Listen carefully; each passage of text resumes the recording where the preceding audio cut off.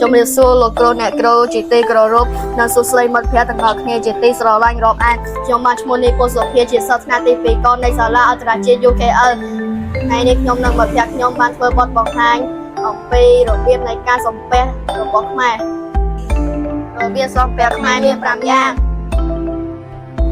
របៀបសំពះទី1ដាក់ដៃត្រឹមដើមទ្រូងយើងសំពះអ្នកដែលមានឋានៈស្មើគ្នាឬមិត្តភ័ក្តិ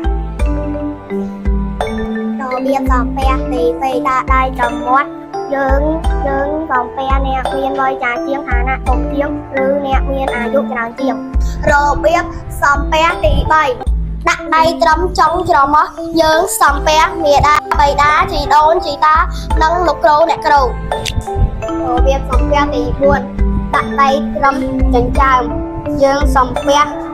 ព្រះមហាក្សត្រព្រះសង្ឃឬវត្ថុស័ក្តិសិទ្ធិរបៀបសំពះទី5ដាក់ដៃត្រឹមចិញ្ចើមឡើងលើយើងសំពះព្រះពុទ្ធមេបិតាឬការបួងសួង